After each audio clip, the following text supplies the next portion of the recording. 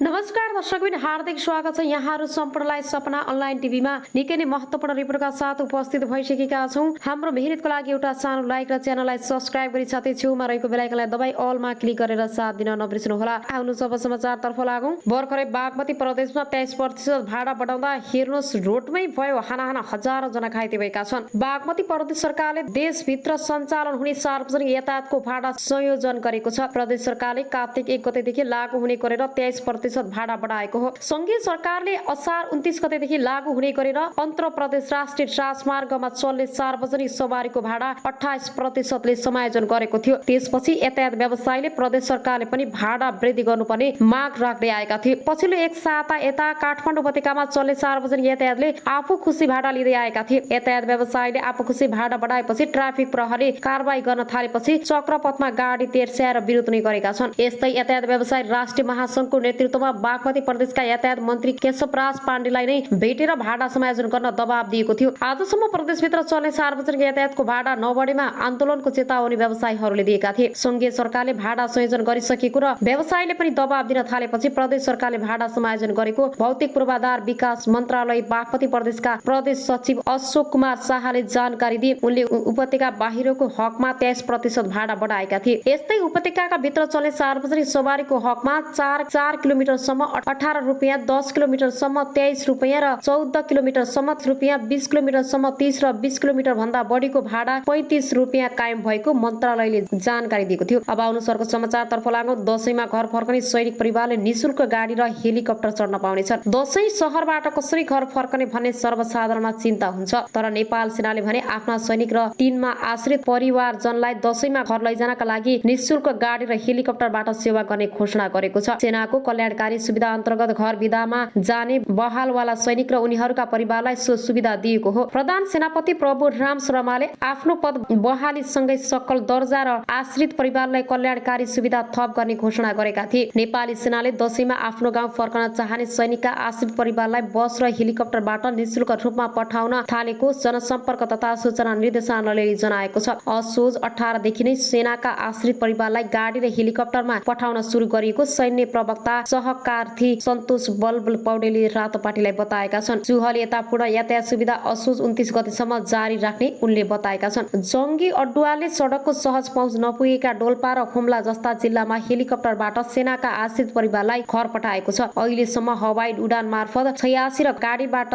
520 जनालाई गन्तव्यमा लिएको सैन्य प्रवक्ता पौडेलले बताए। निशुल्क यातायात सुविधा काठमाडौँ उपत्यकाबाट बाहिर जाने र उपत्यका बाहिरबाट काठमाडौँ फर्किन चाहने सैनिक परिवारले प्रयोग गर्न पाउनेछन्। अब आउनुहोस् अर्को समाचारतर्फ लागौँ। काठमाडौँमा भाडा अब यात्रुले 34 रुपियाँसम्म तिर्नुपर्ने भएको छ। बागमती प्रदेश सरकारले कार्तिक 1 गतेदेखि लागू हुने गरेर बागमती प्रदेशभित्र चल्ने सार्वजनिक यातायातले भाडा वृद्धि गरेको छ। प्रदेश भौतिक पूर्वाधार विकास मन्त्रालयले कार्तिक पहिलो सातादेखि लागू हुने गरेर 23% भाडा बढाएको हो। त्यसका साथै प्रदेश सरकारले काठमाडौँ उपत्यकाको हकमा छुट्टै भाडा दर लागू गरेको छ। प्रदेशले बढाएको नयाँ भाडा दर अनुसार अब काठमाडौँ उपत्यकामा यात्रा गर्ने यात्रुले 34 रुपियाँसम्म भाडा तिर्नुपर्ने भएको छ। उपत्यकामा यात्रा गर्ने यात्रुले 20 किलोमिटर भन्दा बढीको दूरीमा यात्रा गर्ने यात्रुले 34 रुपियाँ भाडा तिर्नुपर्नेछ। यस्तै 20 किलोमिटरसम्मको दूरीमा यात्रा गर्ने यात्रुले 30 रुपियाँ भाडा तिर्नुपर्ने भएको छ। यसका साथै प्रदेश सरकारले बढाएको नयाँ भाडा अनुसार 14 किलोमिटर दूरीभित्र यात्रा गर्ने यात्रुले 28 रुपियाँ, 20 किलोमिटर भित्र यात्रा गर्ने यात्रुले 23 रुपियाँ र 5 किलोमिटरसम्मको दूरीमा यात्रा गर्ने यात्रुले 18 रुपियाँ भाडा तिर्नुपर्ने भएको छ।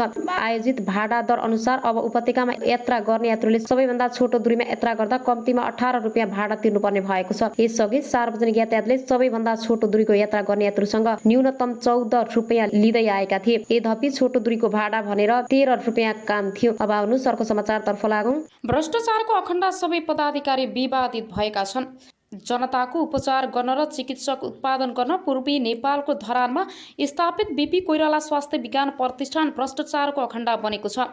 मुलुकको पहिलो जननिर्वाचित प्रधानमन्त्री बीपी कोइरालाको नाममा स्थापित विश्वविद्यालयको निकासा पछिल्लो 2 वर्षको अवधिमा 3 उपकुलपति भ्रष्टाचारको आरोपमा मुछिनेले त्यही संकेत गर्छ। 2076 साल असार 26 गते प्रतिष्ठानका तत्कालीन उपकुलपति प्रा डाक्टर राजकुमार श्रैनियार 8 लाख रुपियाँ घुससहित पक्राउ परे। प्रतिष्ठान प्रतिष्ठानको भवन निर्माणले ठेक्काको कमिसन लिने क्रममा उनी निवासबाट पक्राउ परेका थिए। त्यसको 3 सातापछि अघिल्ला उपकुलपति बलभद्र प्रसाद दासमाथि 4 करोड भ्रष्टाचार मुद्दा लाग्यो। दुवै मुद्दा विशेष अदालतमा विचाराधीन भएका बेला नयाँ पदाधिकारीहरू पनि रत्तिभर डराएनन्, अनियमितता गरिरहे। सरकारले गठन गरेको कार्यदलले उपकुलपति ज्ञानेन्द्र गिरी भ्रष्टाचारको आरोपबाट उम्किन नसक्ने गरी सरकारलाई मङ्गलबार प्रतिवेदन बुझाइसकेको छ। अख्तियारले गम्भीर रूपमा छानबिन गर्ने हो भने अहिलेका उपकुलपति गिरी सहितका पदाधिकारी जोडिने ठाउँ नै छैन। कार्यदलका एक सदस्यले अनलाइन खबरसँग भने राजनीतिको आडमा नियुक्ति भएपछि मलाई जे गर्न पछि छुट हुन्छ भन्ने सोचले यस्तो अवस्थामा पुर्याएको हो। उनी आफू त बदनाम भए संस्था समेत खराएसी बनाए। स्त्री रोग विशेषज्ञ समेत रहेका डाक्टर मोहन चन्द्र रेग्मी फिस्टुलालाई रोग विशेषज्ञ हुन विशेषज्ञहरूको समुदायमा उनी राम्रा प्राचीन व्यक्तिको रूपमा चिनिन्छन्। बीपी कोइराला स्वास्थ्य विज्ञान प्रतिष्ठानमा कार्यरत रहेका उनलाई कता कता कार्यकारी र व्यवस्थापनका पदमा जाने महत्त्वाकांक्षा बढ्यो। प्रतिष्ठानका उपकुलपति डाक्टर ज्ञानेन्द्र गिरीसँग हिमचिम बढाएका उनले सुरुमा अस्पतालका निर्देशकको पद ताकेका थिए। अस्पतालका निर्देशक गौरी शङ्कर शाह आफैमा योग्य नभएको जानकारहरू बताउँछन्। उपकुलपति गिरीको साथमा शाहलाई पदमुक्त गरेर अस्पताल निर्देशक पदमा जाने रेग्मीको प्रयास सफल हुन सकेनन्, तर त्योभन्दा माथिल्लो रजिस्टर बन्न सफल भए। सुरुमा उपकुलपतिसँग मिलेर काम गर्नुभयो, पछि अधिकारहरू नदिएपछि विरोधमा उत्रिनु भयो। प्रतिष्ठान स्रोतले भन्यो त्यत्रो राम्रो छवि बनाएको मान्छे बेकारमा अनियमितता र जालझेलको मतियारको रूपमा मुसिनु भयो। अहिले अख्तियारमा रेग्मीमाथि समेत छानबिन चलिरहेको छ। प्रतिष्ठानका उपकुलपति ज्ञानेन्द्र गिरीको किस्सा अझै रोचक छ। लामो समय कोशी अञ्चल अस्पताल विराटनगरका काम गरेका गिरीले सेवाकालको अन्तराधीर सुनिल शर्माहरूसँग मिलेर नोभेल मेडिकल कलेज खोलेर संस्थापक अध्ययन पनि भए। शर्माको समूहले चेपुवामा पारेपछि उनी कौडीको भावमा शेर बेच्ने बाध्य भए। त्यसपछि गिरीले अख्तियारका तत्कालीन प्रमुख लोकमान सिंह कार्कीका नातेदारसँग मिलेर विराट मेडिकल कलेज खोले। लोकमानको शक्तिको आडमा विराट मेडिकल कलेजले काठमाडौँ विश्वविद्यालयबाट विस्तारित कार्यक्रममा नाममा सम्बन्ध पारियो। गिरी काङ्ग्रेस नेता शेखर कोइरालाका नजिकका कार्यकर्ता थिए। प्रतिनिधि सभा निर्वाचन 2074मा काङ्ग्रेसले सुनिल शर्मा मोरङ 3मा उम्मेदवार बनाएपछि गिरी कोइरालासँग मिचिए। आफ्नो पुरानो पद्धतिलाई टिकट दिएको झोकमा उनले सुनिल शर्माका प्रतिस्पर्धा उम्मेदवार बनेका नेकपा एमाले नेता भानुभक्त ढकाललाई निर्वाचनमा सघाए। त्यति बेला गिरीले ढकाललाई सबै रूपमा सहयोग गरेको जानकारहरू बताउँछन्। वाम गठबन्धनको सरकार बन्यो। तत्कालीन प्रधानमन्त्री केपी शर्मा ओलीले ढकाललाई 28 साउन 2074मा कानुन मन्त्री बनाए, तर 4 मङ्सिर 2076मा ढकाल स्वास्थ्यमा आएपछि चुनावमा गरेको सहयोगको गुण तिर्नै गिरीलाई प्रतिष्ठानको उपकुलपति बनाएका थिए। राजनीतिको आडमा पदमा पुगेका उपकुलपति गिरीले प्रतिष्ठानमा मनोमानी गर्न थाले। उनलाई कुनै शक्ति, प्राज्ञिक र आर्थिक अनुशासन जरुरी थिएन। आफ्नो समर्थन गर्ने ठानेर उनले विश्वविद्यालयमा कार्यरत डाक्टर महेश चन्द्र रेग्मीलाई रजिस्ट्रारमा नियुक्त गर्न स्वास्थ्य मन्त्री ढकाललाई सिफारिस गरे र नियुक्ति पनि दिए। उनी अहिले प्राध्यापक पद जबरजस्ती लिएको आरोपमा फँसेका छन्। प्रतिष्ठानमा कार्यरत आन्दोलनरत चिकित्सक तथा अध्ययन कार्यदलका सदस्यका अनुसार हाल बीपीमा रहेका सबै पदाधिकारीहरू विवादित बनेका छन्। तुलनात्मक रूपमा राम्रो छवि मानिएका रेजिस्ट्रार डाक्टर गुरुप्रसाद खनाल पनि नियमित उपकुलपति हुँदा अनेक विवादास्पद निर्णयमा संलग्न रहेको पाइएको छ। कुनै प्राज्ञिक पृष्ठभूमि नभएका अस्पताल निर्देशक डाक्टर गौरी शङ्कर शाह खरिदमा मात्रै रुचि राख्ने पदाधिकारी मानिन्छन्। प्रतिष्ठान स्रोतले भन्यो प्रशासनिक दक्षता नभए पनि उनलाई खरिदको काम र कमाई हुने क्षेत्रमा औधी रुचि छ। उनको पदावधि केही महिना बाँकी छ।